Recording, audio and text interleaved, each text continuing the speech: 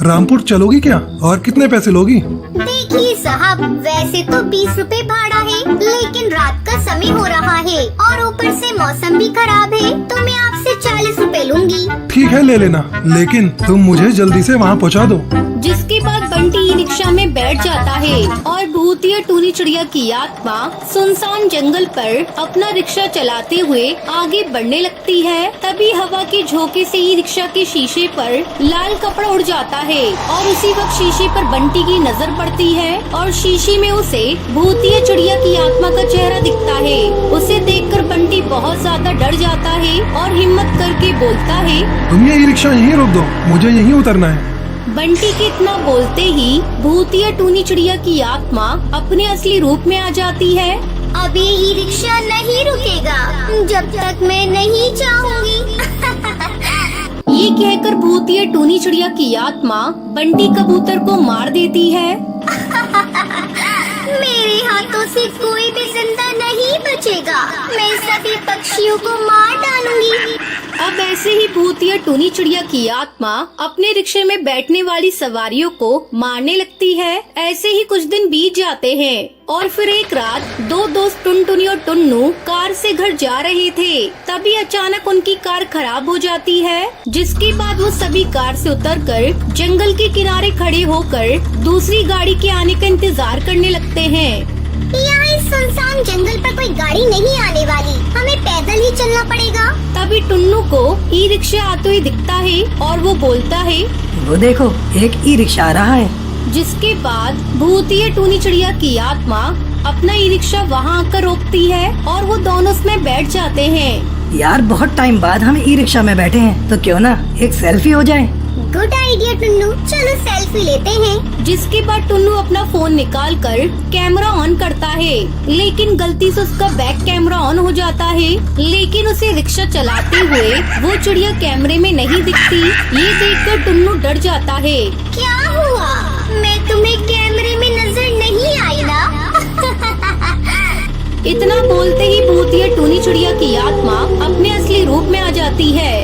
अब तुम में से कोई भी जिंदा नहीं बचेगा, मरोगे, सबके सब मरोगी। लेकिन तुम हमें मारना क्यों चाहती हो, बताओ मुझे। पक्षी की शक्ल में तुम सब भेड़ियों दरिंदे हो। इतनी खुश थी मैं अपनी जिंदगी में, लेकिन उन पक्षियों ने मेरी जिंदगी को बर्बाद कर दिया। मैं अपनी माँ बबली के साथ रहती थी। पिता के बाद घर की सारी जिम्मेदारी मेरे कंधों पर आ गई थी। मैं रात में ई रिक्शा चलाया करती थी। एक दिन की बात है, मैं सवारियों को छोड़कर अपने घर जा रही थी। तभी उस वक्त तेज बिजली कड़कती है और बारिश शुरू हो जाती है। तभी कालू हरी तोता नशे में तो मेरे पास आए और मुझसे कहने लगे, ए चिड़िया, रिक्शा खाली है क्या? हमें अपने घर जाना है। खाली तो है साहब, लेकिन मैं नहीं जा सकती क्योंकि मैं अपने घर जा रही हूँ। ऐसे कैसे नहीं लेकर जाएगी, मैं देखता हूँ। इतना बोलकर कालू उसके साथ बदतमीजी करने लगता है। छोड़ दो मुझे, मैं तुम्हारे आगे हाथ जोड़ती हूँ, मुझे मेरे घर जाने दो। घर पर मेरी माँ मेरे इंतजार कर रही होगी। अरे तूने मना करके बहुत बड़ी गलती की है, इसलिए हम तुझे कहीं का नहीं छोड़ेंगे। जिसके बाद उन दोनों ने मुझे मार दिया और तभी से मेरी आत्मा यहाँ भटक रही है और मैं ई रिक्शा चलाकर पक्षियों को मारकर अपनी मौत का बदला ले रही हूँ। मैं मानती हूँ तुम्हारे साथ बहुत बुरा हुआ, लेकिन तुम उन बुरे पक्षियों की सजा अच्छे पक्षियों को मारकर क्यों दे रही हो? ये कहाँ का कानून है? अब तुम यहाँ से चली जाओ। टुनटुनी की बात सुनकर भूतिया टूनी चिड़िया की आत्मा को अपनी गलती का एहसास हो जाता है। शायद तुम सही कहती हो, मैं अपने बदले की भावना में आकर बहुत से बेगुनाह पक्षियों को मार चुकी हूँ, लेकिन अब मैं यहाँ किसी को नहीं मारूंगी और यहाँ से हमेशा हमेशा के लिए चली जाऊंगी। ये कहकर भूतिया टूनी चिड़िया की आत्मा वहाँ से चली जाती है। रामपुर के जंगल में सुंदरी कौवी अपनी बेटी टूनी के साथ रहती थी। उसका पति कड़कनाथ सेठ बहुत ही गरीब किसान था। वो मजदूरी करके अपने घर का पेट पालता था। एक दिन, अरे सुनते हो जी, अपनी बेटी टूनी अब शादी के लायक हो गई है। आपने उसकी शादी के बारे में कुछ सोचा है? सुंदरी, मैं क्या कर सकता हूँ? तुम हमारे हालात तो जानती हो, फिर भी मैंने आज पंडित जी को घर बुलाया है और हम लड़के वालों से पहले ही कह देंगे, हम दहेज नहीं दे सकते, लेकिन अपनी बेटी की शादी अच्छे से करेंगे। तभी उनके घर में पंडित जी आ जाते हैं और पक्षियों की फोटो दिखाने लगते हैं, जिसमें से सुंदरी को बंटी की तस्वीर पसंद आती है। अरे ये कबूतर तो बहुत ही सुंदर लग रहा है, लेकिन ये कबूतर करता क्या है? अरे बहन जी, कबूतर तो आपने खूब अच्छा पसंद किया है। आपको पता है ये वकील है, वकील। हमारी बिटिया नोटों में खेलेगी, नोटों में। तभी सुंदरी मायूसी के साथ कहती है, जितनी अच्छी नौकरी उतना ही ज्यादा दहेज। नहीं, हमें कोई दूसरा पक्षी दिखाओ। अरे ये कैसी बात कर रही हो बहन जी? मैं सारे रिश्ते ऐसे लेकर आया हूँ जो आपसे दहेज नहीं मांगेंगे। बस आप टूनी की शादी की तैयारियाँ करो।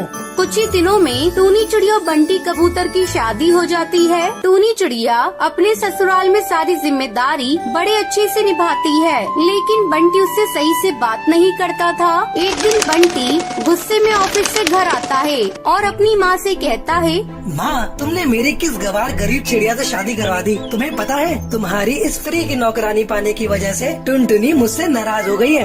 बेटा तो चिंता क्यों करता है? मैं सब जानती हूँ, तेरी शादी टुनटुनी से ही होगी। मैं तो जो टुनटुनी को सुंदरवन जंगल भेज दूंगी और इस टूनी चिड़िया से कह दूंगी तुझे काम के सिलसिले में जाना पड़ा है बस, और इस टूनी चिड़िया को मैं इस घर की नौकरानी बना कर रखूंगी, अपनी सेवा करवाऊंगी।